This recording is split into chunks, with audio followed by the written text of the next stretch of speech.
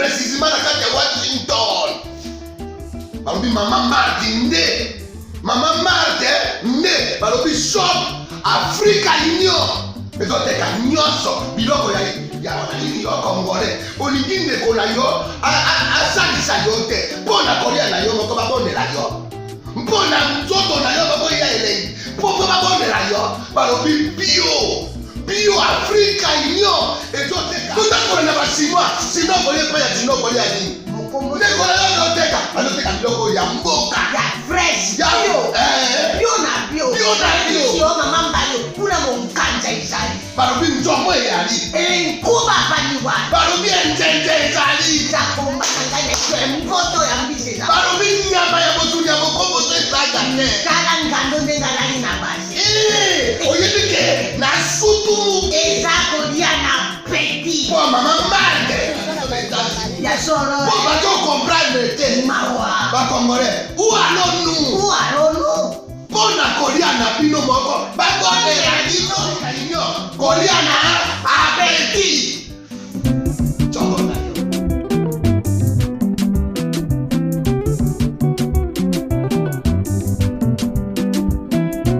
Mesdames et messieurs, merci de suivre Face à Face, un premier numéro de la semaine. Nous allons parler actualité, c'est vrai, on parlera politique aussi, mais gestion de la République d'abord. Mesdames et messieurs, je reçois le professeur Chilumbaï, professeur, cadre de l'UDPS, député provincial, enseignant, comme je viens de le dire. On va essayer un peu d'en parler tout à l'heure. Professeur, comment allez-vous? Ça va bien, Christian. Les députés provinciaux sont impayés, il paraît, depuis des longs mois. Et puis après, une solution, en principe, devrait être trouvée. Êtes-vous satisfait? Oui, mais je suis moi-même député provincial, je ne peux qu'être satisfait. Je crois que c'est une matière importante dont devrait s'occuper le président du Sénat, l'honorable Tambou Mwamba, qui avait promis de tout faire pour que notamment la caisse de péréquation fonctionne. Parce que ça fait 12 mois que nous ne sommes pas payés. Mais comment vous expliquez que les élus passent 12 mois sans être payés? Bon, je crois qu'il va vite observer ça. Même en dehors du fait que ça fait 12 mois, il y a d'autres réalités. Un paiement trop différé entre les députés provinciaux qui vous touchent 10 000 $, ceux qui vous touchent 1 500. Et comme moi, je suis du Kassai central, ces 1 500 $, ça signifie que si même on payait les 12 mois, ça ne représenterait probablement pas grand-chose. Mais aussi, il faut noter que la question de la paix des députés provinciaux doit être réglée de manière définitive, hein, parce qu'il y a des problèmes de frais d'installation. Tous ces problèmes-là, j'avais suivi le président Tambou Mwamba insister que parmi les objectifs fondamentaux de son mandat, il y avait ce problème, que la caisse de péréquation fonctionne, que le traitement soit juste, stable et équilibré pour tous les députés de la nation. Les gens voudraient savoir pourquoi cette discordance ou cet écart maladroit, on va dire, entre les députés nationaux et les députés provinciaux. Pourquoi? Non, moi, ça, je ne sais pas. Et bon, il faut noter d'abord que nous sommes députés provinciaux. Nous sommes représentants des provinces. Il est par essence normal que nous ne soyons pas traités de la même façon que les députés nationaux qui sont représentants de la nation. C'est tout à fait logique. Mais c'est plutôt la question des discordances entre les députés de telle province et de telle autre province.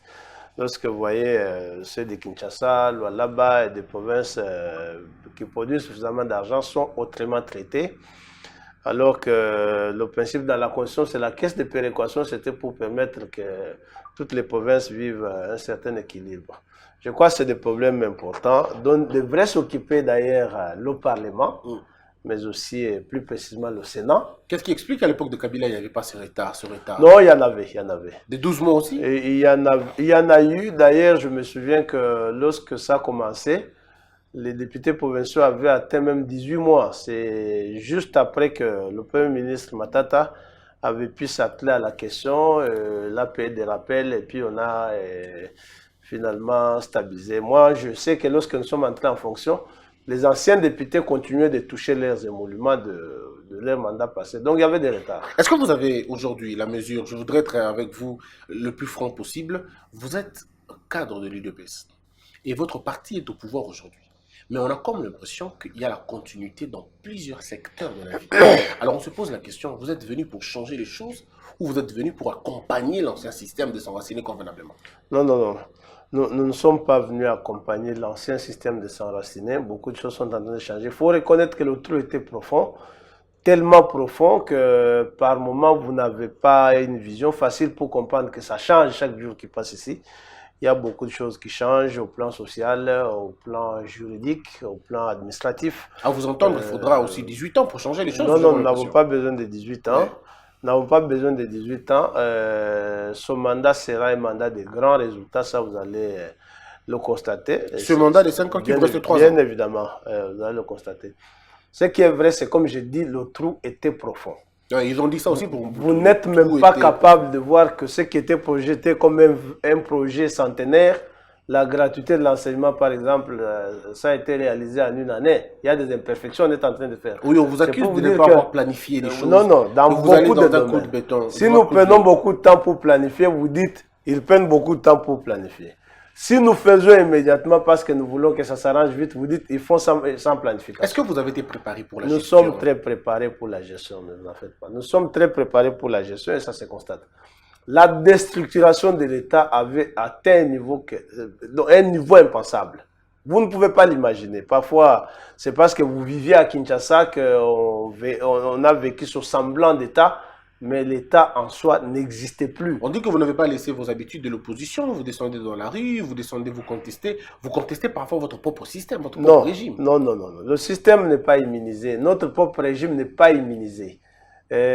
Nos propres erreurs, lorsque nous sommes capables de les constater, nous avons raison de les décrire. C'est ce qui différencie l'IDPS de beaucoup d'autres partis. C'est pour vous dire que chez nous, là, de l'intérieur, on n'encadre pas la médiocrité.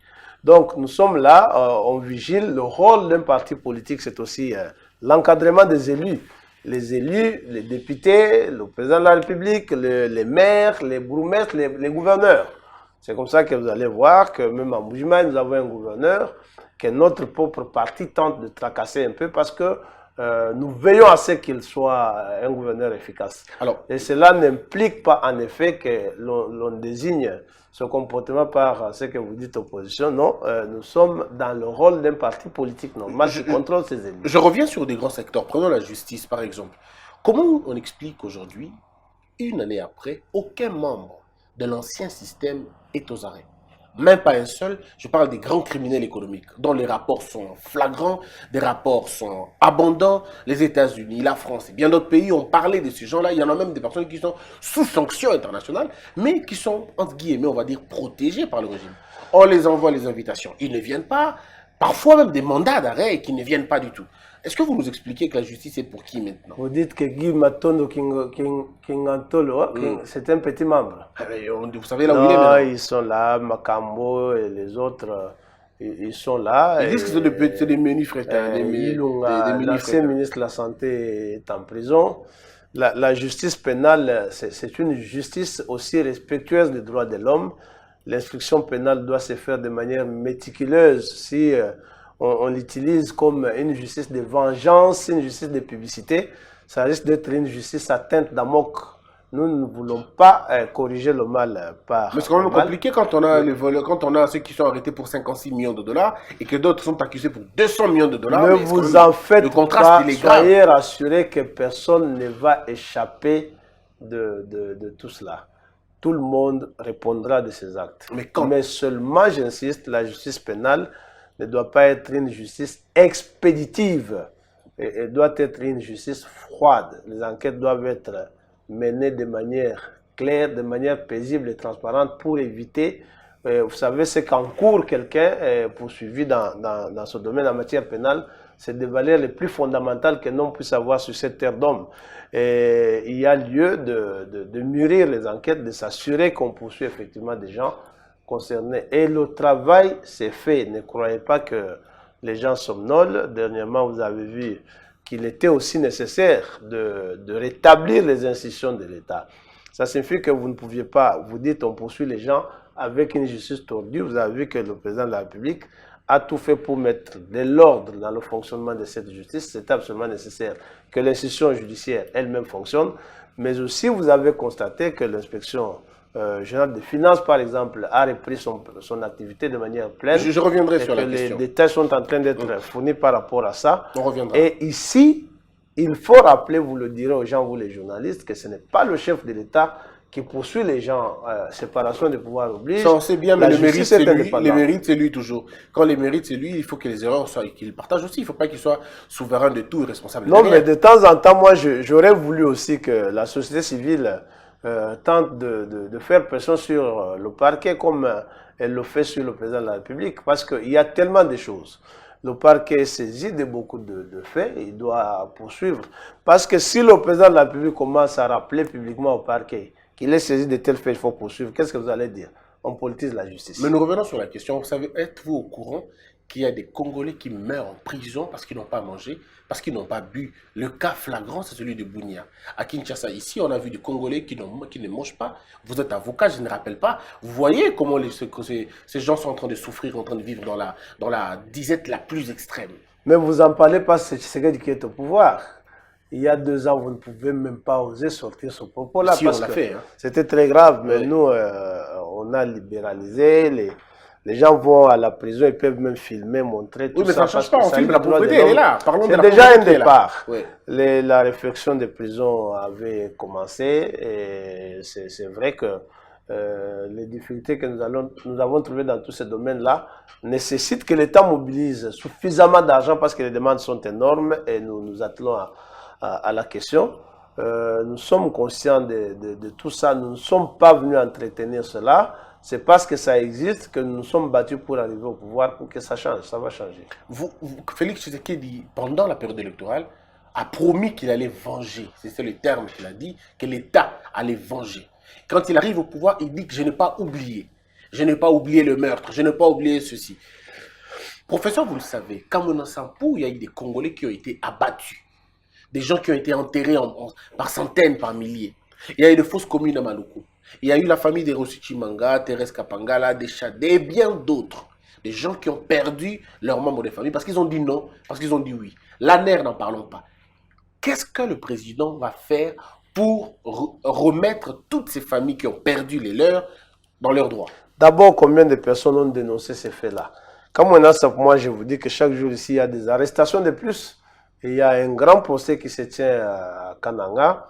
Il y a chaque jour ici des arrestations de plus. Dernièrement, vous avez suivi qu'un suspect de l'assassinat de Floribert Chebeya Oui. a été arrêté. C'est un procès qui va s'ouvrir parce que la vérité... C'est une très bonne chose. Ça, vous ne le rappelez pas malheureusement. Toutes ces questions-là seront suivies.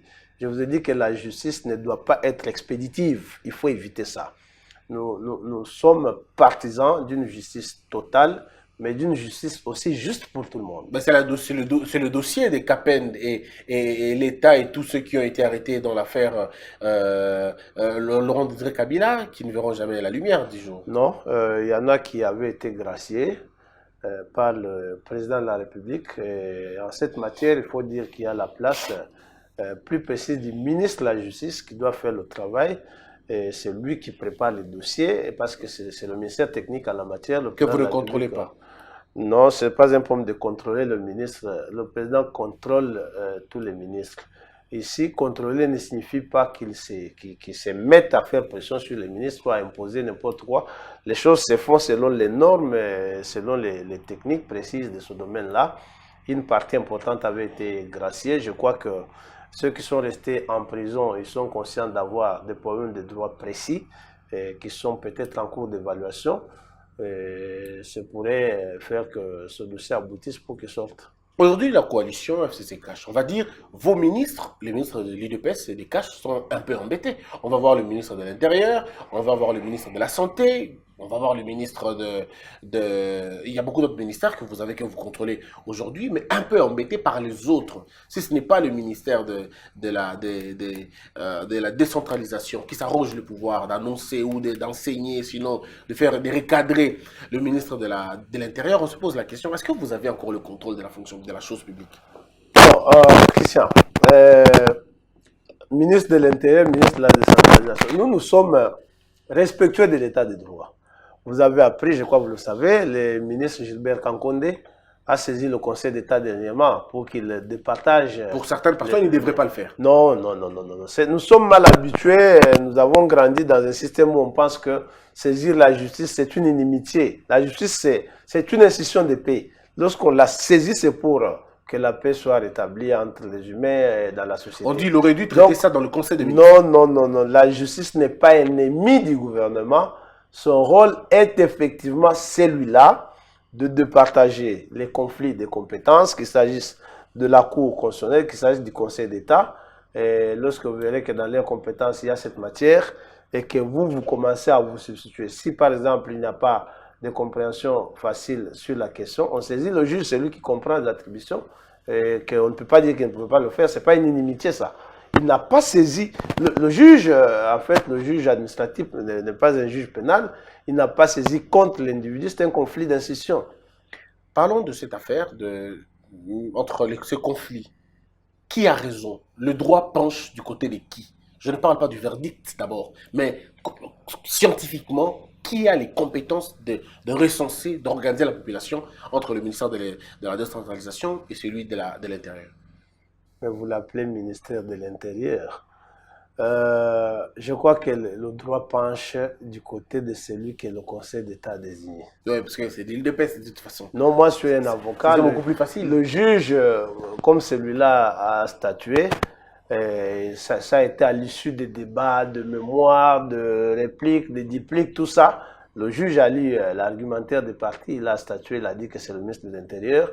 Moi, je suis un avocat, je ne vois pas comment je venais me mettre encore ici pour te dire non, le juge a mal statué. S'il avait statué pour le ministère de la décentralisation, auriez-vous Nous nous serions inclinés volontiers. Volontiers, très bien. Alors, le Congo central, on peut parler de la gestion maintenant au courant des provinces et bien d'autres choses. Pourquoi l'affaire du Congo central continue? Ce désordre continue, ce laxisme continue. Pourquoi? Ce n'est pas l'affaire de l'UDPS. L'affaire Congo central est devant les cours et tribunaux. Je crois qu'il y a plusieurs décisions judiciaires qui avaient été... Il y a même un arrêt de la Cour constitutionnelle. Oui, ces arrêts-là, ce n'est pas le président de la République qui les exécute. Ils sont exécutés plutôt en son nom. Ça signifie que c'est du rôle du parquet d'exécuter les arrêts et que le président n'a pas d'injonction à donner à la justice. Pourtant, il est le bon fonctionnement. Il est le garant du bon fonctionnement. Bien évidemment, je ne crois pas que le président ait fait obstruction à l'exercice normal des compétences de la justice, moins encore du parquet. Cette question, elle repose, comme vous dites, qu'il y a un arrêt, elle repose sur la responsabilité exclusive du parquet qui est chargé d'exécuter les arrêts de la Cour. Pourquoi non, je sais que le parquet avait déjà amorcé l'exécution de différents arrêts ou de différentes décisions intervenues dans cette affaire. Je ne suis malheureusement pas le porte-parole du parquet. On vous accuse d'entretenir ce désordre. On dit que ça sera, on va comptabiliser ça dans les mandats de Fachi. On dirait que sous Fachi, il y a eu un gouverneur rebelle. Mais écoutez, je dis bien, Fachi n'est jamais intervenu pour donner des orientations aux juges. Cette question est devant les cours et tribunaux. Et nous, par moralité politique, moi plus précisément comme avocat, vous n'allez pas m'imposer, vous, de devoir engager des discussions sur une question pendante devant les juges. Ça, c'est une belle excuse. Non. Pourtant, vous avez le ministère de l'Intérieur. C'est comme cela. À l'époque de Kabila, Kabila a chassé les gouverneurs, il est révoqué. Écoutez, Kabila a révoqué les gouverneurs. Vous n'allez pas vouloir que nous, on réédite ce modèle-là, surtout que... C'est la Constitution, c'est pas le modèle, c'est la Constitution qui vous permet de le faire. La quand il y a un désordre. Précise les règles et les domaines. La Constitution ne dit pas tout désordre. Mais ça, c'est un désordre fonctionnel. Voilà. La Constitution ne dit pas ça. Mais ici, bien évidemment, pendant que le juge instruit, c'est l'article 151 de la Constitution, le pouvoir exécutif auquel appartient le chef de l'État n'a pas la qualité d'interférer dans l'instruction du juge. C'est une belle excuse, on va passer cette question. Revenons maintenant sur les questions de votre gestion, encore une fois. Monsieur le professeur, je voudrais vous poser une question qu'un Congolais se poserait.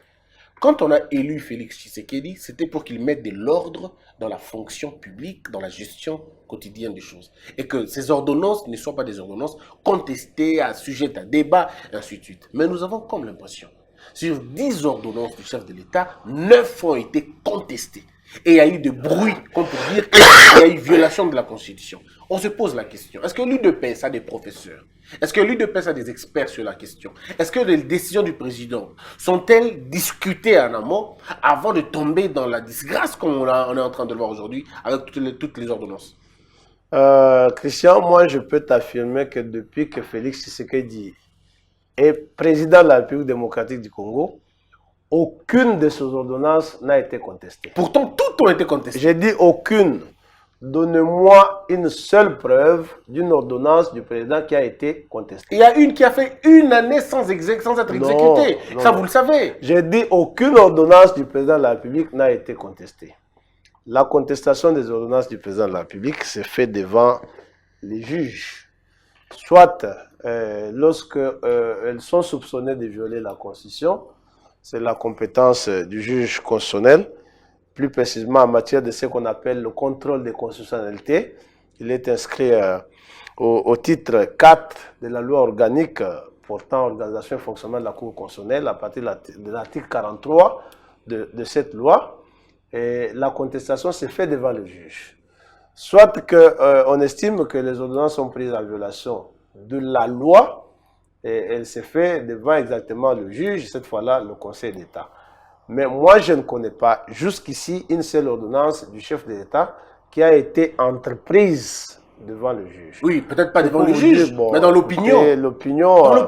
L'opinion, vous n'avez même pas comptabilisé pour savoir combien de personnes contestent par rapport à ceux qui sont d'accord. Mais quand ça sort, et ça, vous ne pouvez pas calculer ça quand même. Des contestations. Non, non, non. Je crois que les susceptibilités sont parfois touchées lorsque les gens auraient voulu que le président de la République soit un commis au service de telle ou telle autre personne, et ils constatent que ce n'est pas le cas. C'est normal que les susceptibilités soient touchées. Mais jusqu'ici, moi, je ne connais aucune ordonnance du président de la République qui a été contestée. Pourtant, il y a eu beaucoup de débats sur cette question. Si les débats, c'est des débats démocratiques. Ouais. C'est des débats démocratiques. Qu'on n'avait pas vu à l'époque de Kabila, oui, mais comment vous allez comparer un fonctionnement régulier des institutions dans une démocratie à une époque sombre comme celle-là? Le président Tshisekedi, c'est un président issu de l'UDPS. Nous avons prôné l'état de droit et la liberté d'expression. Il est normal que chacun passe à la télévision, dise le président a fait ceci, le président a fait ceci. Mais ce n'est pas de notre droit de dire. Mais texte à l'appui, voulez-vous qu'on parle d'une ordonnance? On va en parler, pourquoi pas. Très bien, parlons-en de l'ordonnance des anciens, disons des juges. Umbu et je crois Mbulu et Kilombo. Ouais. C'est un véritable débat aujourd'hui. Vous avez suivi certainement les constitutionnalistes. Ben, ils font la guerre quand même. Il y en a qui estiment que les juges ne peuvent quitter cette fonction que quand ils sont morts, ou quand ils ont démissionné, ou quand ils ont demandé le départ. Mais là, il n'est pas question de ça. Donc ces juges sont en vie, ils n'ont pas demandé d'être changés, ils n'ont pas demandé d'être permutés, mais le chef de l'État a estimé qu'il fallait interrompre leur mandat, qui courait déjà, pour les remplacer, sans aucun tirage de sort. Et ainsi de suite. C'est leur postulat. Que répondez-vous à ces gens-là?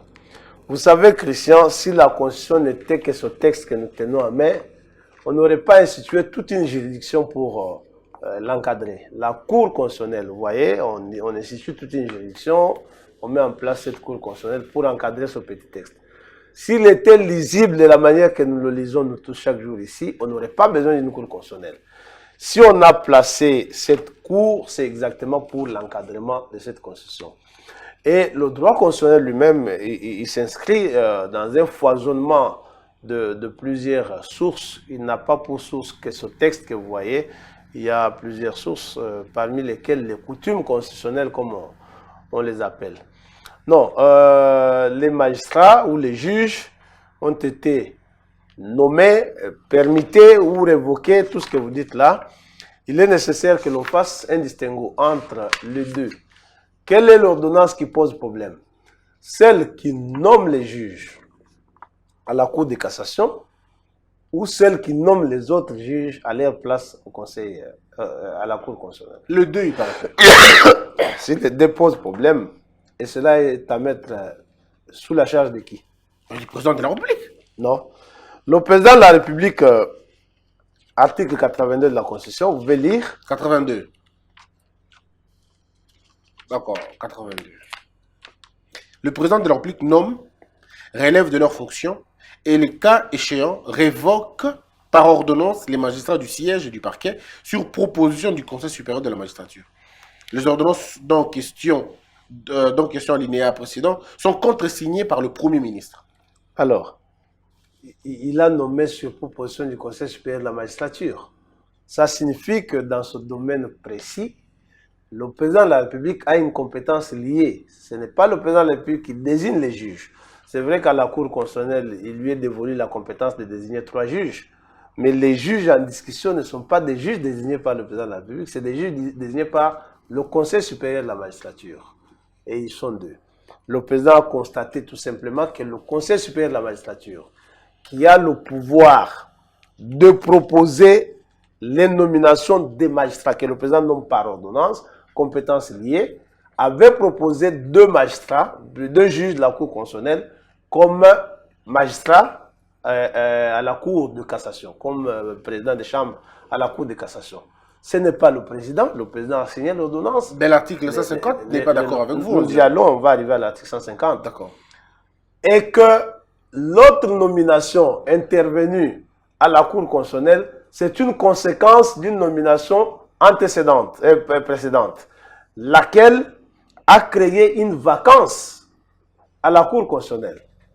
Parce que le président a constaté que les 2 juges sont partis à la Cour de cassation, il n'appartenait pas au président de la République de poser la question au Conseil supérieur de la magistrature, pourquoi les 2 juges sont partis à la Cour de cassation. Le président a une compétence liée en cette matière, il a nommé.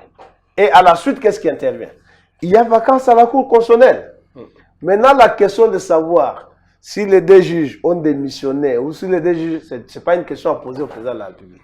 Le président constate tout de même que le même Conseil supérieur de la magistrature, qui est propriétaire du quota de 2 juges à la Cour constitutionnelle, lui propose 2 autres juges en remplacement de 2 juges nommés à la Cour de cassation.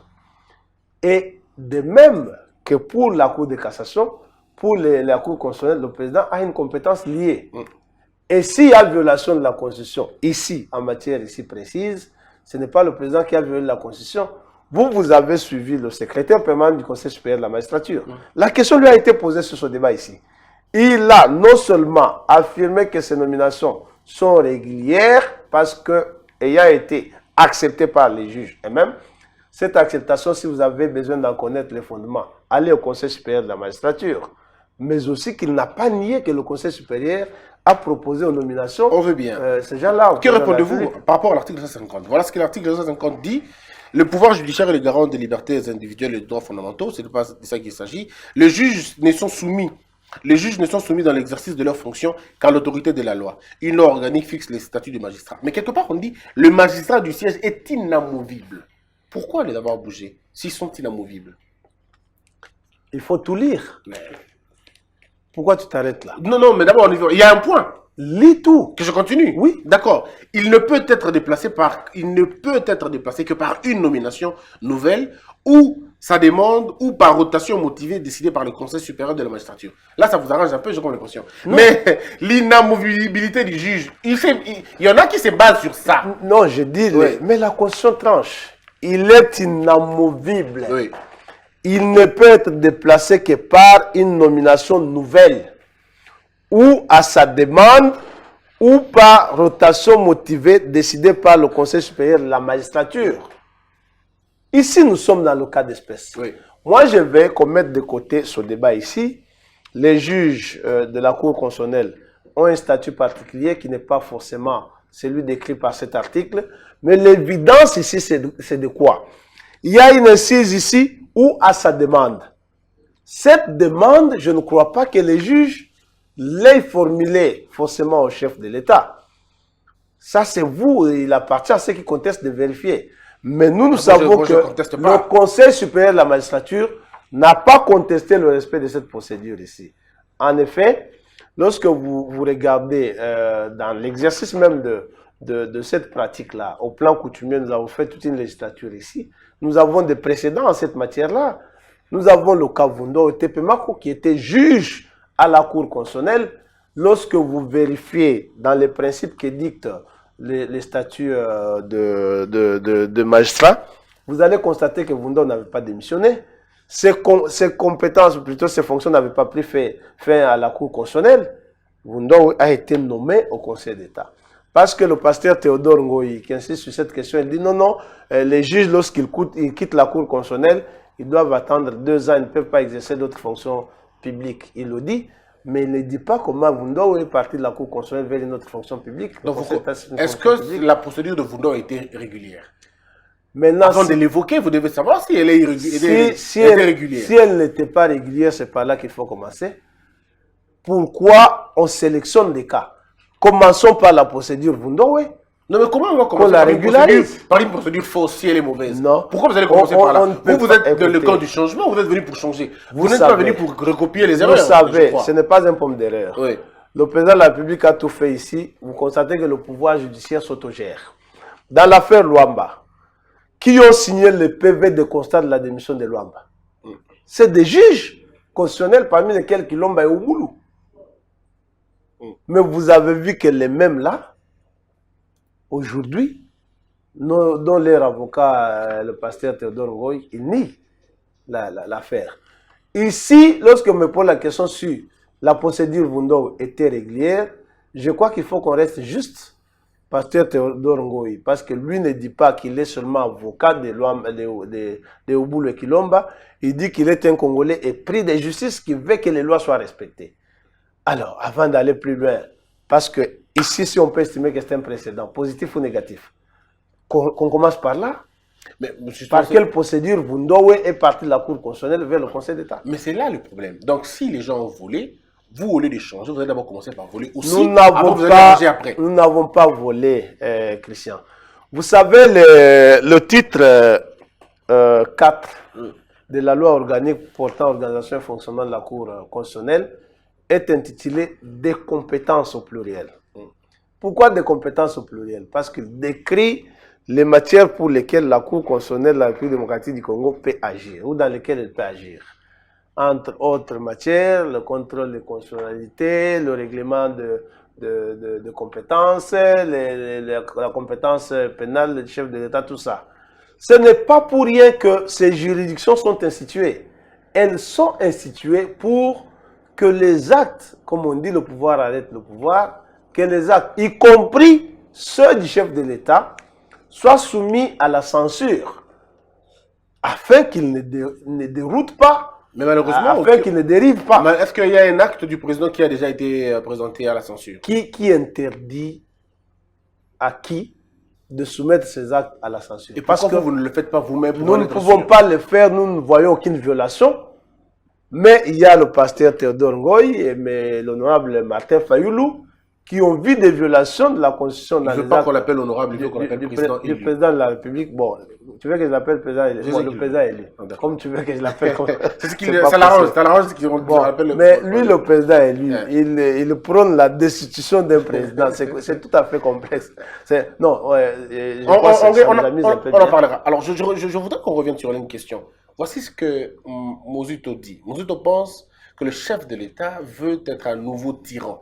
Il aime tellement la tyrannie qu'il voudrait instituer le pays en tyrannie, une tyrannie, pour que lui s'octroie ou se donne des faveurs, s'accorde les faveurs d'une justice, d'une cour constitutionnelle. Il dit en des termes, Bango pe balingi badala na cour constitutionnelle na Bango. Non. Nous avons un nouveau dictateur. Ce n'est pas la culture de Tshisekedi. Christian, tu sais de qui est composé le Conseil supérieur de la magistrature? Allez-y. Le président de la cour constitutionnelle. Est-ce que vous comprenez? Lorsque nous vous disons ici que le secrétaire permanent du Conseil supérieur de la magistrature ne conteste pas les ordonnances du président. Il ne conteste pas que ces ordonnances sont issues d'une délibération du Conseil supérieur de la magistrature. Oui, parce qu'on dit qu'il est à votre cause. Mais le président du Conseil supérieur de la magistrature, c'est qui? C'est le président de la Cour constitutionnelle. Ce n'est pas Tshisekedi qui l'a nommé. Oui, mais non, vous l'avez acheté ou vous l'avez pris? Nous l'avons acheté avec combien? Oui, avec des faveurs, tout ça, ça signifie que vous n'allez pas imputer ce genre de légèreté au président Tshisekedi qui veut moraliser la vie publique. C'est pas nous, mais ce sont vos détracteurs. Ici, ce sont eux qui estiment que... Ici, je veux citer le nom de voici ce qui se passe. Oui. Nous sommes devant des faits. Le président a pris des ordonnances, en tout cas de manière régulière. Nous disons ceci.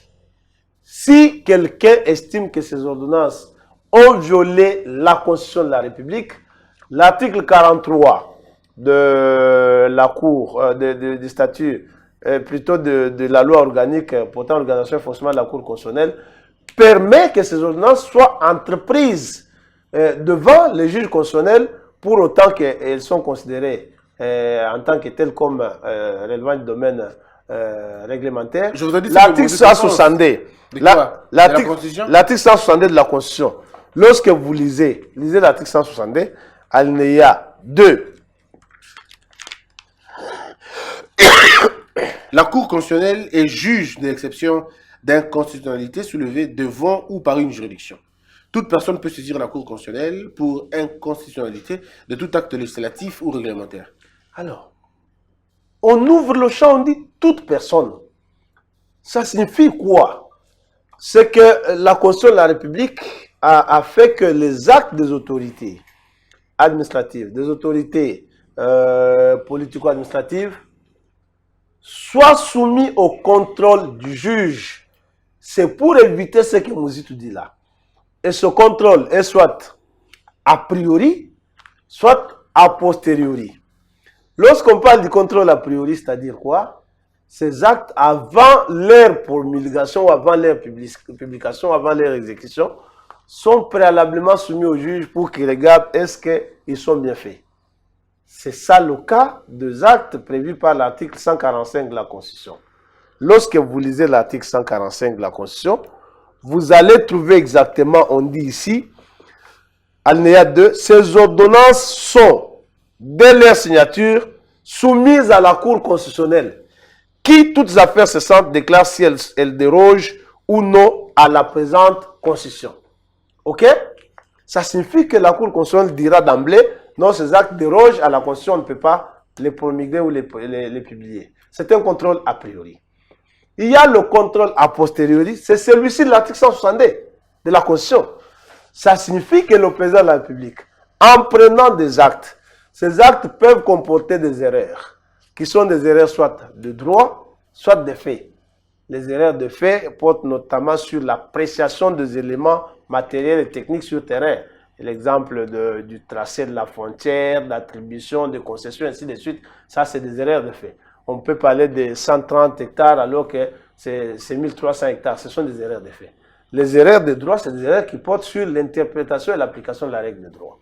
Alors, cette fois-là, on les soumet au contrôle de la constitutionnalité. Exactement en aval.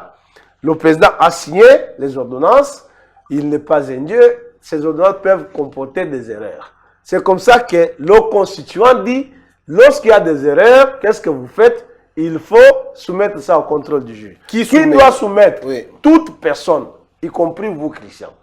On ne peut pas scier les côtes des gens, tordre les oreilles des gens, pendant que chacun détient entre ses mains une arme efficace, laquelle peut lui permettre de faire annuler les ordonnances du président de la République si elles comportent des violations substantielles à la Constitution. Pensez-vous qu'on peut arriver à annuler une ordonnance du président de la République? Mais pourquoi pas? Mais pourquoi pas?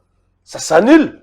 Et sinon, vous doutez même de l'État. Lorsque vous doutez qu'on ne peut pas annuler les ordonnances du président. Non, mais parce qu'on vous accuse ici, de faire de votre coup de la cour. Non, cet instrument est entre les mains de tout Congolais. J'ai lu. Toute personne peut saisir la Cour constitutionnelle pour inconstitutionnalité de tout acte législatif ou réglementaire. Mais ça ne veut pas dire que toute personne aura gain de cause. Non. Oui, on peut saisir. Et vous imputez cela à qui? À l'UDPS? Au fonctionnement. Vous imputez au président de la République? Non. Est-ce que le président de la République vous a dit qu'il ne saisissait jamais la Cour? Non. Vous a-t-il dit à la Cour de ne jamais se prononcer, statuer? On dit, je vous oppose le propos d'un acteur politique qui estime que vous voulez faire de la Cour une cour pro-Tshisekedi. J'ai dit que nous avons trouvé tous ces juges-là en place. Le Conseil d'État, qui est aussi compétent de connaître des actes du chef de l'État, parce que ce sont des actes administratifs. Est-ce que ça vous a fait peur? Il est compétent s'il y a violation des lois, comme il cite les lois qui ont été violées. le Conseil d'État est là, il est dirigé par le professeur Bundowe, que nous avons trouvé, qui avait été nommé par Joseph Kabila. C'est un personnage d'une probité morale qui n'est pas suffisamment contesté aujourd'hui. Ils peuvent aller devant le Conseil d'État pour alléguer ces violations de la loi par les ordonnances du président de la République. Voilà qu'à ce niveau-là, on n'a pas le courage d'aller affronter le juge, de lui dire que Tshisekedi a violé la Constitution. On passe tout son temps dans des télévisions en train de vilipender gratuitement la République et de jeter de l'opprobre sur l'image du Grand Congo à travers le monde. Maintenant, l'autre pomme qui se pose, c'est celui que nous avons soulevé avec le pasteur Théodore Ngoï. Si on parle de violation de la Constitution, il faut aller plus loin. Ils disent que Tshisekedi a violé la Constitution. Pas seulement violé, mais violé intentionnellement. Ouais. Vous comprenez qu'il y a une grande différence entre violation de la Constitution et violation intentionnelle. Mais ils ne vous disent pas c'est quoi une violation intentionnelle de la Constitution et c'est quoi la différence avec simple violation. Dites-nous. Parce qu'en matière de violation de la Constitution, il y a des possibilités. Si la Constitution est tout simplement violée par le président de la République, le titre 4 ici de la loi organique portant organisation de la Cour constitutionnelle pose le principe de contrôle de constitutionnalité. C'est une compétence de la Cour, différente de la compétence de la Cour en matière du contrôle lorsqu'il s'agit de la compétence sur la violation intentionnelle de la Constitution, oui, qui est une compétence pénale de la Cour constitutionnelle. C'est une exception, en fait, du juge constitutionnel. Un juge pénal, lorsqu'il s'agit du chef de l'État... Quand est-ce qu'on tombe dans une violation intentionnelle? C'est ce qu'ils ne vous disent pas. Christian, même si nous voulons faire de la grammaire, on quitte le droit. Comment un acte que le chef de l'État signe, lui-même est conscient que lorsque je signe cet acte, il y aura un contrôle après moi. Comment il peut violer intentionnellement la Constitution avec cet acte? C'est pas pour rien qu'on a mis ça dans la loi. C'est qu'il s'agissait, il y a bien évidemment des cas comme ça qui peuvent arriver. Oui, mais lorsqu'il y a un contrôle, vous savez qu'il y a un contrôle. Comment la violation peut être intentionnelle? Parce que vous savez que ce que j'ai fait sera corrigé. À partir de quel moment l'infraction est la violation est intentionnelle? Voilà, la violation intentionnelle porte sur les erreurs de fait, pas sur les erreurs de droit. J'ai expliqué ça au pasteur Théodore Ngoï. L'unique possibilité qu'une violation intentionnelle porte sur l'erreur de droit, c'est la possibilité qui est inscrite à l'article 145 de cette Constitution ici. Ça signifie quoi? Là où le contrôle est a priori, ça signifie que le président de la République, qui est soumis de soumettre préalablement les ordonnances au juge, ne l'a pas fait. Et qu'il tient à les faire exécuter de force. Là, la violation devient intentionnelle. Mais pour tous les actes du chef de l'État soumis au contrôle a posteriori, il ne peut pas y avoir de violation intentionnelle. Parce que le président peut signer une ordonnance, même avec toutes les fautes possibles du monde ici, au plan du français, au plan de l'ordonnancement législatif ou constitutionnel, au plan de vocation des textes, ainsi de suite, ou au plan des stipulations. Cette ordonnance peut commettre toutes ces fautes-là, qui sont des erreurs de droit. Il y a un spécialiste qui est fait pour les corriger. Dès que tu liras, tu constates qu'il y a une erreur de cette nature-là, c'est une erreur de droit, tu vas soumettre ça à la compétence du juge constitutionnel. C'est l'article 43. Et l'article 43 de la loi organique sur la Cour constitutionnelle et l'article 162 de la Constitution de la République. Mais ils sautent tout ça, ils vous amènent à l'article 166. Ils vous disent mise en accusation du chef de l'État. C'est là qu'ils ne comprennent pas grand-chose. Ça vous a fait peur, on dirait. Ça ne fait pas peur. Ça ne fait pas peur parce que c'est prévu par la Constitution. Mais lorsqu'il faut mettre en accusation le chef de l'État, ce n'est plus en cette matière ici. Est-ce que c'est une initiative parlementaire ou judiciaire? Non, je vais y aller. Je dis lorsqu'il faut mettre en accusation le chef de l'État, ce n'est plus en cette matière. Les ordonnances du chef de l'État ici, si elles peuvent être de la compétence du juge constitutionnel, ce n'est pas la compétence du juge constitutionnel comme juge pénal, mais c'est plutôt la compétence du juge constitutionnel comme juge du contrôle d'inconstitutionnalité. Et c'est pourquoi vous lisez le titre là, il est intitulé « Des compétences au pluriel ». Ça signifie en fait que la Cour constitutionnelle, elle est là, elle n'agit pas veille que veille, toutes les matières, encore que les règles en matière de compétences, de recevabilité des procédures, des cours et tribunaux, j'ai dit au pasteur Théodore Ngoï, ce sont des règles d'ordre public. Maintenant, lorsque vous vous retrouvez dans ces conditions-là, vous mettez vaille les compétences. Non, vous irez devant la cour et va vous dire je ne suis pas compétent. Parce que la compétence du contrôle de constitutionnalité plutôt, elle est du pouvoir de toute personne. Chacun peut saisir la cour constitutionnelle.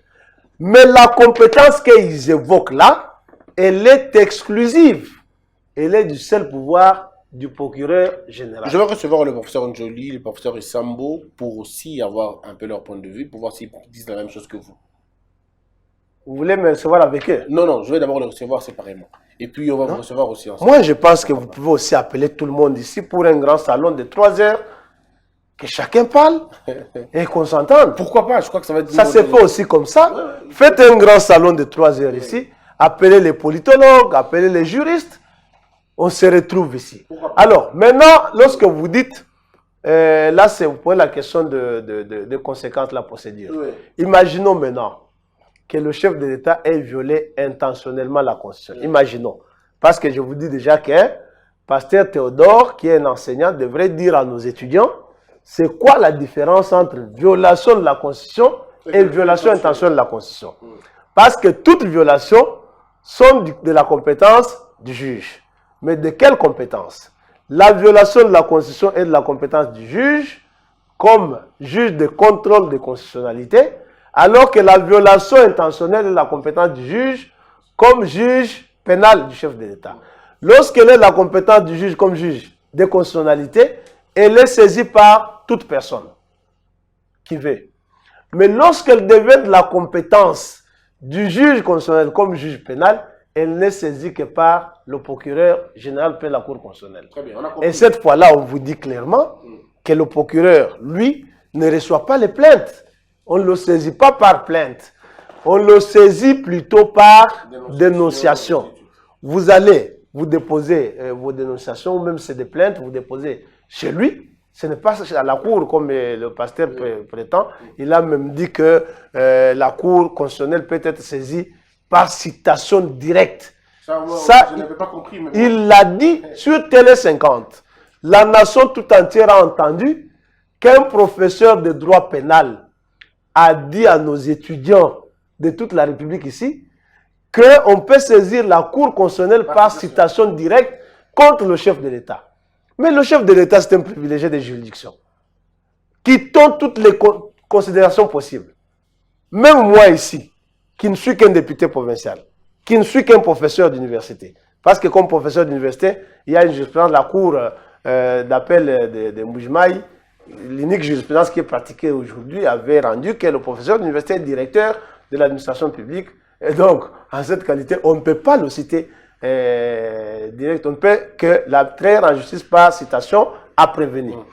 Mais Pasteur Théodore, professeur de droit pénal, il dit à nos étudiants à travers le pays ici que non, le président de la République peut être attrait en justice par le Congrès, par citation directe.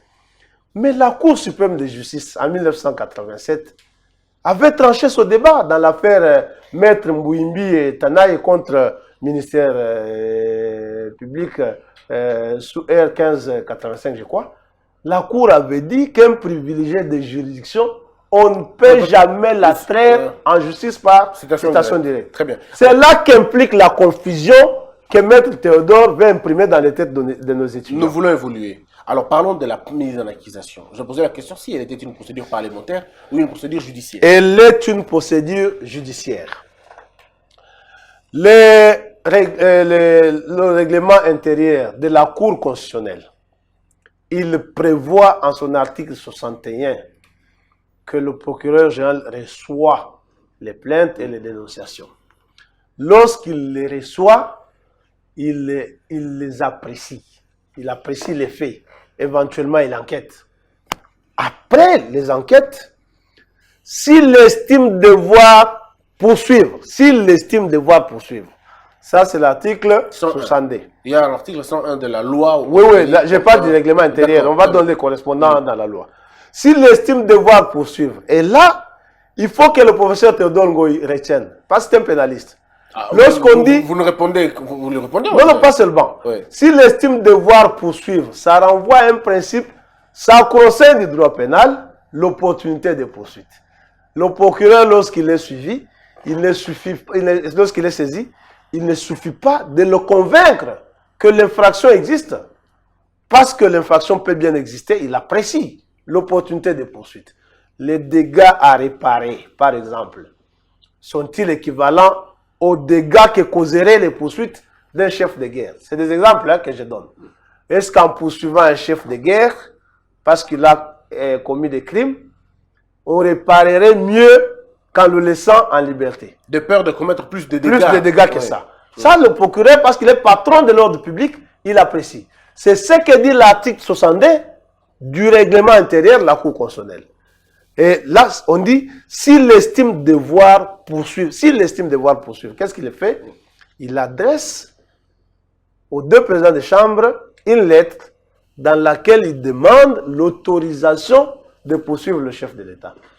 Cette autorisation, c'est quoi sa portée juridique? C'est une levée de l'immunité. Ça n'implique pas que le Congrès devient un partenaire du procureur dans la poursuite du chef de l'État. Non, non. Le Congrès lève la protection péremptoire dont bénéficie le chef de l'État en matière de poursuite judiciaire. Pour le permettre de répondre. Pour dire donc à Tikali Moto, vous pouvez le poursuivre. Donc il devient un homme, vous pouvez le poursuivre. Ça s'arrête là. Le Congrès n'est pas un partenaire du procureur. Le Congrès ne fournira pas de preuves. Rien. Alors, rien. Ne sera pas participant. Ce n'est pas un participant du procureur. D'ailleurs, lorsque vous dites qu'il ne sera pas participant, j'ai rappelé, lisez l'article 106 de la loi organique. Cet article vous dit qu'il n'y a pas de constitution des partis civils. Lorsqu'il lève l'immunité du chef de l'État, il le retourne entre les mains du procureur. Que dit l'article 63 du règlement intérieur de la Cour constitutionnelle?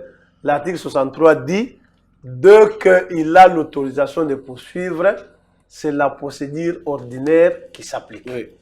La procédure ordinaire, en quelle matière? En matière pénale. C'est la procédure pénale qui s'applique. Laquelle veut que le procureur enquête, qu'il instruise le dossier, qu'il s'imprègne de suffisamment d'informations. Pendant ce temps, le président continue tout cela peut lui prendre 10 ans. Ça peut lui prendre 20 ans. Encore, mais il n'a pas de limite en la matière. Pendant tout ce temps, il est toujours président. Le président est président de la République. Et il pose les actes comme il est président de la République.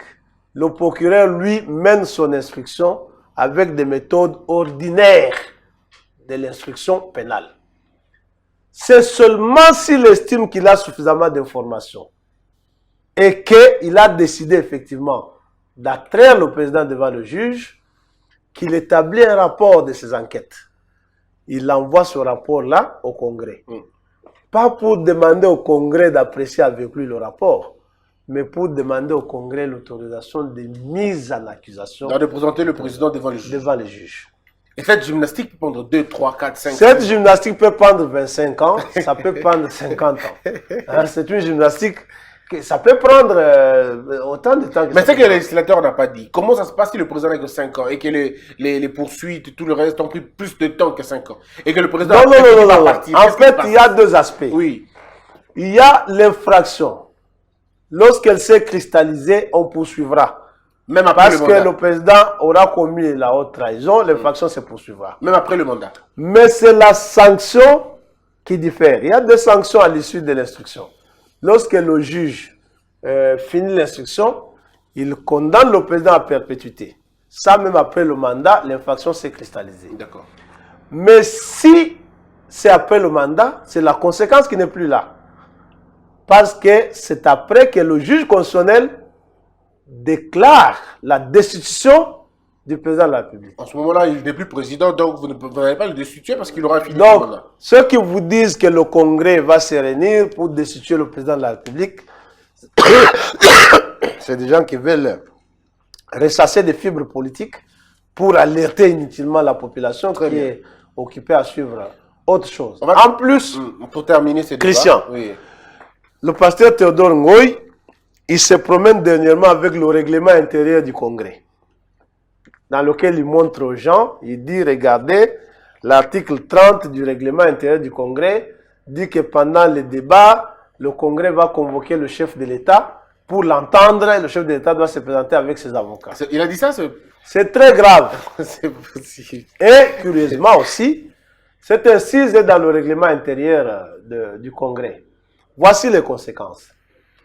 Premièrement, je note que même si cela peut être normal, ce n'est pas que le Congrès se saisit d'une éventuelle violation de la Constitution par le chef de l'État. L'article 29 précise qu'il est saisi par le procureur général. Pendant les débats, le président de la République se présente. Mais cette autre incise du président de la République se présente, c'est une incise supposée non écrite. Pourquoi elle est non écrite? Mais c'est parce que le juge s'est déjà prononcé sur le rôle du Congrès dans ce domaine-là. C'était en 2007. La Cour suprême de justice, qui répondait à cette question-là, avait exactement dit que si le Congrès commence à jouer ce rôle, ça signifie qu'il viole la loi pénale. Naturellement. Naturellement, oui, il viole la loi pénale. Il ne peut donc être compréhensible que le Congrès entende qu'il écoute le président de la République. C'est qu'il aura institué une procédure judiciaire propre au Congrès, alors que le même article 151, l'article 152 que nous avons lu ici, interdise au Parlement d'interférer dans l'instruction judiciaire.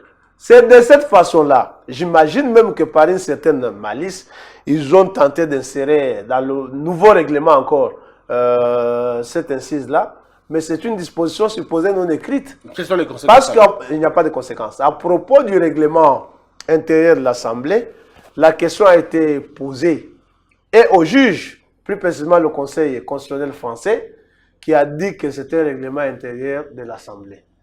Il n'a de fait vis-à-vis des tiers. Ce n'est pas opposable à tous. Non, il n'a de fait vis-à-vis aux tiers que pour autant qu'il soit en rapport avec l'activité de l'Assemblée.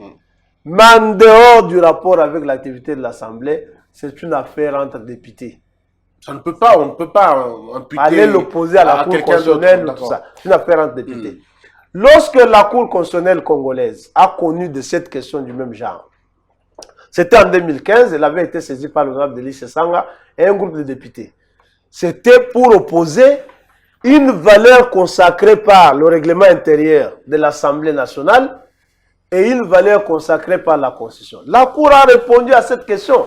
Tous ceux qui ont des oreilles pour entendre avaient entendu. La Cour a dit qu'elle ne peut pas vérifier la valeur d'une motion incidentielle. Parce que la motion incidentielle, elle est consacrée par un règlement intérieur de l'Assemblée. Qui ne concerne que un document que la Cour n'a même pas d'intérêt à ouvrir. On l'a placé de côté. La Cour a dit, je n'ai même pas besoin de... Parce que moi, je ne peux pas l'utiliser. Ce document-là, c'est pour l'intérieur de l'Assemblée. Ça s'arrête là. C'est pourquoi moi, je ne peux pas l'ouvrir. Moi, ici, moi, Cour, je connais seulement la motion de défiance. Parce qu'elle se trouve dans la Constitution. Celle qui est dans le règlement intérieur, c'est une disposition, pour moi, la Cour, supposée non écrite. Très bien. Comment les gens ne retiennent pas? Et lorsqu'ils viennent ici, ils vous ouvrent encore le règlement. Mais lorsqu'on dit droit, Pasteur Théodore m'a dit, la connaissance du droit, c'est la connaissance des sources de droit. Mais la connaissance des sources de droit, il faut faire la différence. En droit interne, à la différence du droit international, les sources sont hiérarchisées. Est-ce qu'on se comprend bien? En droit international, les sources sont égales. En droit interne, les sources sont hiérarchisées. Et on commence par la Constitution. Pour autant qu'on ne l'a pas épuisé, on n'ouvre pas un autre document. Les prescrits de la Constitution sont impératifs vis-à-vis de toute autre disposition, de toute source de droit. Lorsqu'on quitte la Constitution, on va dans la loi. La loi d'abord, comme Capita disait. La loi d'abord. Vous quittez la Constitution, vous allez dans la loi. Vous ne pouvez pas quitter la Constitution, vous allez dans le règlement. Non, non. Ouvrez la loi, qu'est-ce que la loi dit? C'est seulement dans l'hypothèse où la loi est soit silencieuse ou qu'elle renvoie à un règlement que vous irez dans le règlement. Vous ne pouvez pas dire, vous quittez la Constitution. Et ici, encore, nous parlons de quelle loi? De la loi organique. La loi portant organisation et fonctionnement de la Cour constitutionnelle de 2013, c'est une loi organique. Parce qu'elle ouvre une brèche pour compléter la Constitution en matière de poursuite contre le chef de l'État. Son titre 4 s'intitule « De la procédure ». De la procédure, quelle procédure? La procédure pénale devant la Cour constitutionnelle lorsqu'il s'agit du chef de l'État. La loi dit voici comment ça s'est fait. Maintenant, comment toi tu sautes une loi organique? La loi organique, c'est en fait un complément de la Constitution. Tu sautes une loi organique, tu vas trouver, je dis bien, une disposition non écrite dans un règlement intérieur. Ça, on a compris. Tu viens la brandir pour dire non, le règlement a dit que le président se présente avec ses avocats. Mais l'un des interdits du régime semi-présidentiel, c'est exactement celui-là.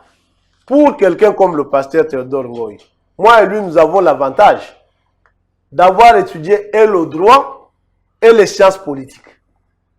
Mais comme politologue, nous avons une arme efficace. C'est le cours de régime politique contemporain, qui est un grand cours en sciences politiques, qui donne des caractéristiques du régime semi-présidentiel que nous utilisons chez nous ici, lequel régime interdit toute possibilité que le chef de l'État se présente devant le Parlement pour s'expliquer devant les élus. Et l'unique possibilité de rencontre entre le président et les parlementaires, c'est lors de son discours sur l'état de la nation. Ça s'arrête là. Il n'y a pas un discours sans débat, où ils n'ont que l'unique possibilité d'applaudir. Ça s'arrête là. Ou de ne pas. Maintenant, lorsqu'il vous dit, le président se présente avec ses avocats devant là. Et je crois que cette histoire ne passe pas inaperçue, parce qu'il faut suivre encore de manière très précise d'où est venue cette incise-là, même si elle est inopérante. Mais il faut vérifier, comprendre pourquoi les gens. Très bien. À qui la Cour avait dit qu'on ne peut pas écrire ça dans un règlement, pourquoi ils ont remis ça dans son Revenons politique pour terminer cette émission. Pourquoi, selon vous, pourquoi vous pensez que Martin Fayulu a fait ça, a pris cette démarche? Pourquoi, selon vous? C'est un politicien. Martin Fayulu, c'est un politicien. Il tente de faire des yeux doux au FCC. Moi, je sais que le FCC, nous sommes avec lui en coalition. Et dans cette coalition, nous ne sommes pas de la majorité présidentielle. Les gens ne comprennent pas le fonctionnement de ce régime politique. Nous sommes de la majorité parlementaire, nous, IDPS. Comment ça, majorité parlementaire? Mais comment? Cette majorité devant laquelle ils prétendent aller accuser le président, elle est de qui? Elle est de l'UDPS, de l'INC, du PALU, du PPRD, AABB, CCCC, PPDD. Nous nous sommes mis ensemble, on a créé cette majorité-là. Et vous oubliez que Kaboun est tombé dans cette Retenez-vous. Non, c'est vous qui devez retenir que Kaboun est tombé avec cette majorité-là. Retenez-vous. Oui. Retenez-vous. Nous avons apprécié les faits. Nous, je t'avais dit ici, au mois de janvier, que les amis, s'ils veulent faire tomber Kaboun, nous constaterons qu'ils ont décidé de rompre la coalition. Et ils l'ont fait. Ne vous en faites pas. Ils l'ont fait. Nous n'avons pas voulu jeter l'eau du bain et l'enfant. C'est toujours ça, vous. Non, non, non, non, non. Le Congo nous importe plus. Mais ici, il y a une réalité. Cette majorité, elle est UDPS, elle est PPRD, elle est UNC. Oui, mais cette majorité... Ça signifie, ne t'en fais pas, j'insiste. Si nous voulons l'éclater, nous nous retirons. Mais vous ne le faites pas. Non. Vous avez vu Kaboun tomber, votre président... Nous avons dit... Non, non. À tout moment, on nous dit, mais c'est vous qui jouez toujours la paix. Non, non, non, non. Nous avons dit que le Congo nous importe plus.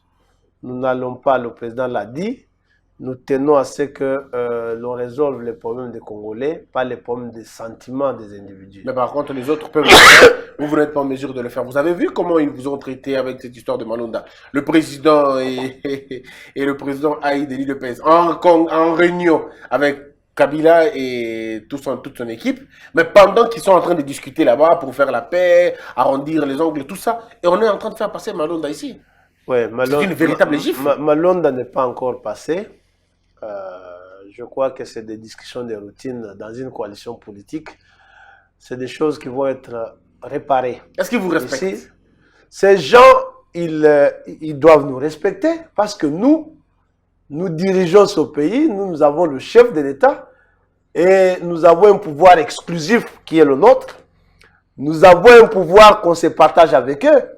Ça implique en tout cas que dans l'affaire d'État, nous avons 75% du pouvoir et ils ont leur pourcentage.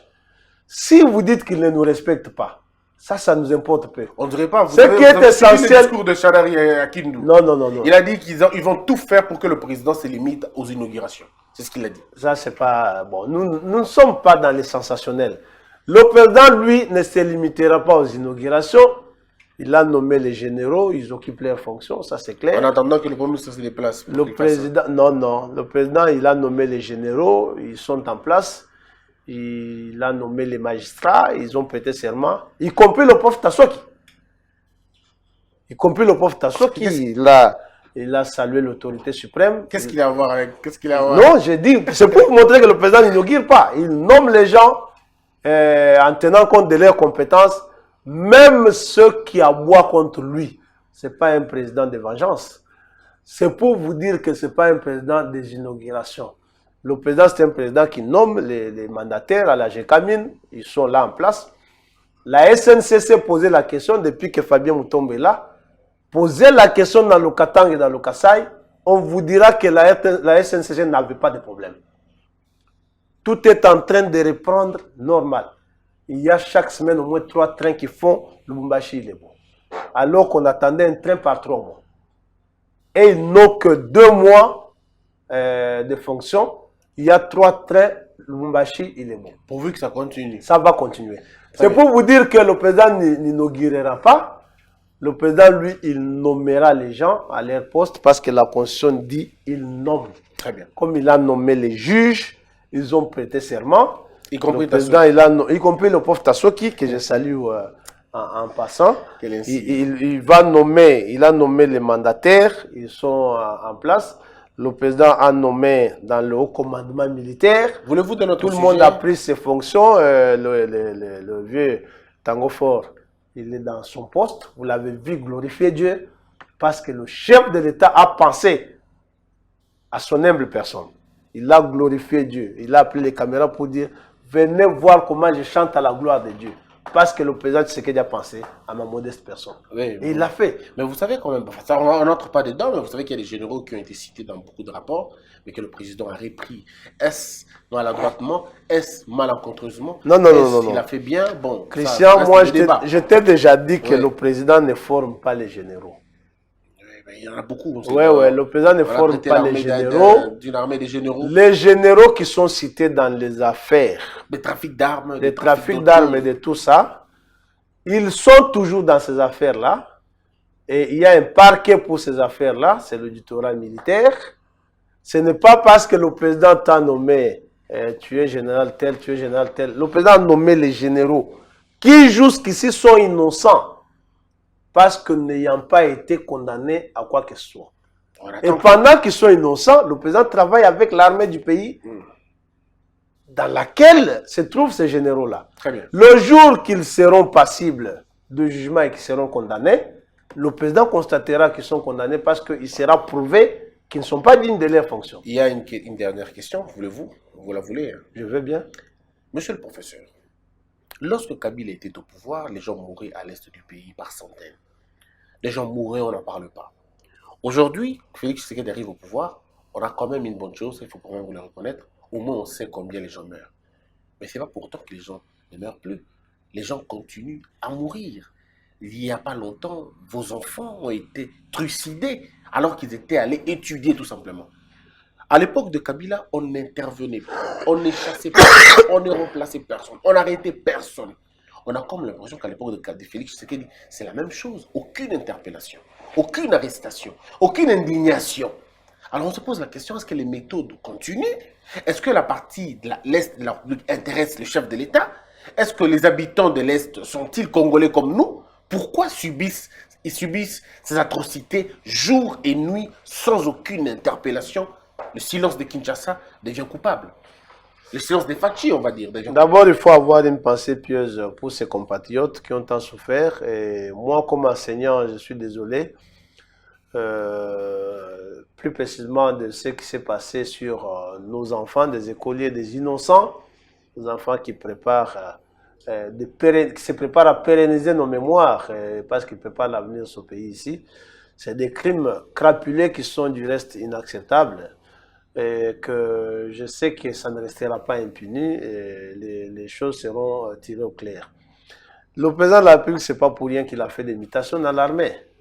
Il a fait des mutations, mais dites-vous que lorsqu'il dit qu'il faut former les militaires, on dit non, non, il veut avoir aussi ses militaires.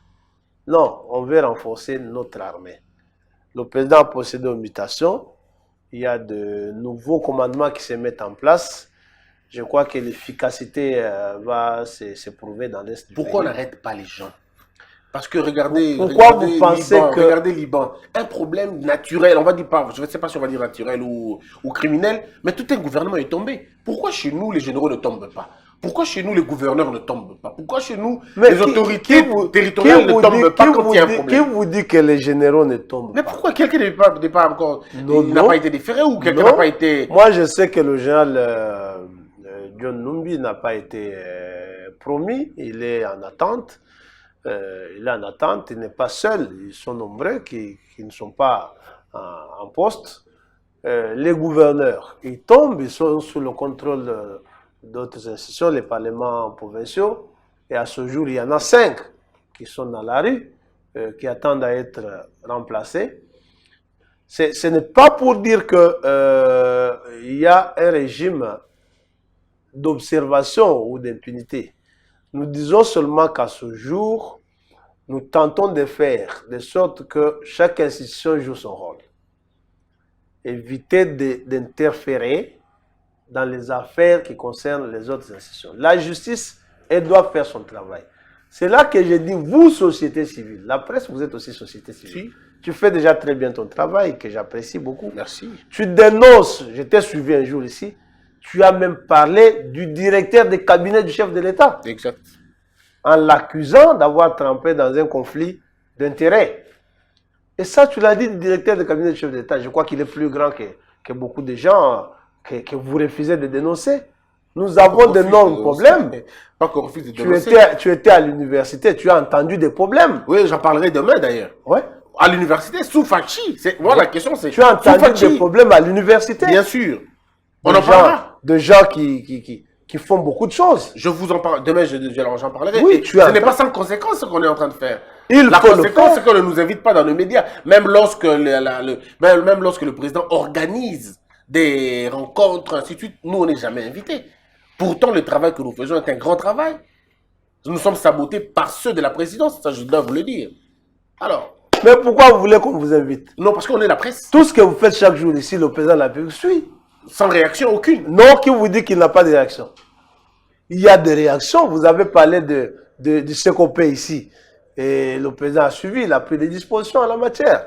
Vous avez parlé de tout ce que vous dites, vous, la société civile. C'est ça même, je dis, votre rôle, c'est dénoncer. J'en parlais encore. Il faut dénoncer et dénoncer tout le monde. Et chez vous, dans l'enseignement. Moi, j'ai félicité, oui, il faut en parler. J'ai félicité votre courage parce que vous avez parlé du directeur de cabinet du chef de l'État. Je crois que vous parlerez de tout le monde. On en parlera, ne vous en faites pas. Les généraux que vous dénoncez, dites-nous ce qu'ils ont fait, que le monde entier entende. Ça, vous entendrez. Peut-être que c'est vous qui savez ce que c'est fait. Vous avez été à l'université. Nous, nous demandons qu'on améliore nos conditions de travail. Nous devons améliorer les conditions de formation de nos étudiants nous-mêmes. Et pourquoi pas? Parce que nous sommes déjà payés. Mais nous devons aussi nous comporter conséquemment vis-à-vis. Ça, on en reviendra demain, ne vous en faites pas. Donc, ce sont des obligations. Moi, je félicite déjà le travail que vous faites. Ça ne signifie pas que pour bien le faire, il faut aller le faire dans des manifestations du président de la République. Mais c'est quand même bizarre quand il reçoit tout le monde. Et quand il reçoit la presse étrangère, c'est toujours des grappes, dans des bons endroits et tout ça. Mais quand c'est nous, la presse congolaise, on commence à regarder, ben il est de quelle obédience. Savez-vous que ma TNT est bloquée? Nous sommes sous l'état de droit, mais ma TNT est bloquée.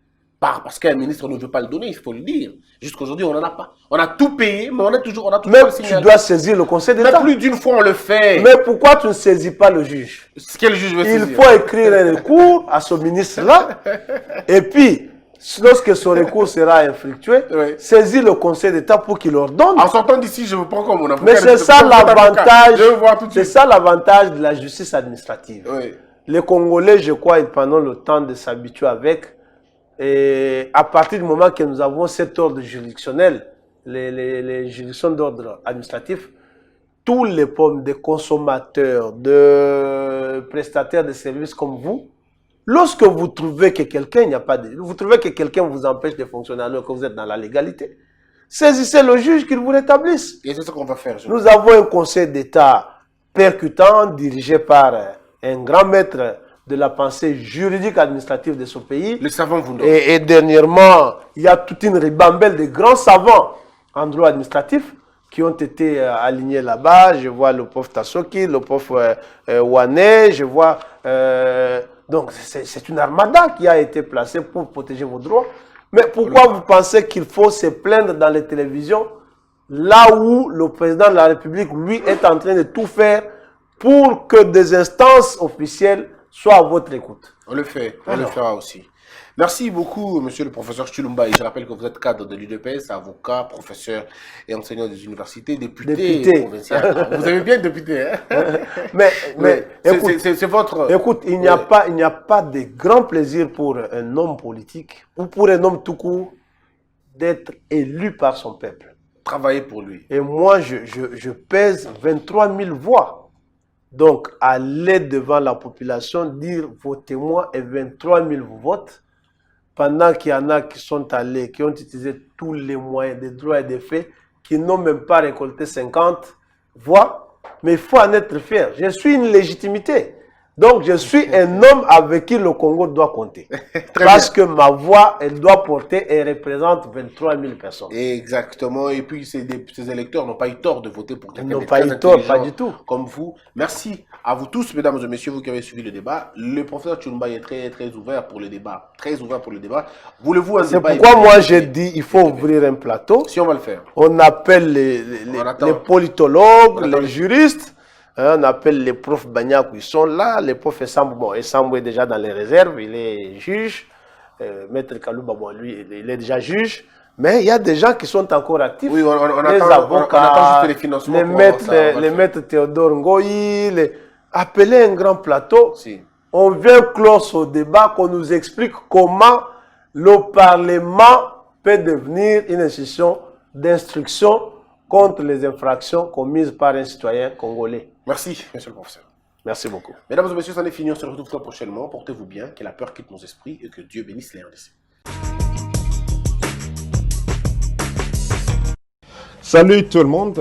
Moi, c'est Achille Butungu. I do work for Unishow by AFH. Under Cedric aussi. Tozako faire appel na bino nyonso tu bozako la nanga sikoyo. O azo vive na kati ya UK, ya Royaume-Uni seulement que tozako pesa ba service protection et assurance. Tozako pesa assurance vie, life insurance. Et ça que soki mutu aza na bomo ite ba futi yo mbongo. Mbongo bako futa yo eza pona ko couvrir l'enterrement, pe na suko tika héritage na bana yo, et en même temps sozaki na ndako ozwaka na crédit et ko ipe ko futa ndako na yo. Toza susu na auto bengi living costs. Living cost ezali produit oyo soki mutu abeli azana ndako osalaka plus de 20 heures yaka soko beli assurance ko futa yo mbongo pendant que ozana ndako ozosala te. Et nous avons aussi building and content. Soko zana ndako na yo bien ofutelaka olingo protéger ndako na yo toko futa yo. Toza susu na auto bengi critical illness, assurance maladie. Tango mutu ozali susu na problème à santé obeli sérieusement, l'assurance te paye. Tozana ba témoignage de belé mutoyo afutami parce qu'abela qui m'a dit critique. Naza juste na besoin ya ko témoigner par rapport na makambo ya assurance onde kona biso Achille azako sala. Tango likame zui biso et que maman santé déranger, maman bazana droit ko futa ye autant. Réalité za ke ba honora parole na bango pe ba pesa misolo e sengela ki par rapport na oyo biso tozwaki. Que za aventure te, eza vraiment sérieux. Nous sommes là pour vous. Why wait? Pourquoi attendre? Mieux vaut prévenir que guérir. Donc, kozela teti na suka. Naza apona ko aider yom tozo landanga, oza na kati ya Angleterre, na Royaume-Uni. Debout Congolais, unis par le sang, unis dans le fort pour l'indépendance. Unis aux hommes, si obinois, daimana shindo tweneleye, na kinyama na piko, na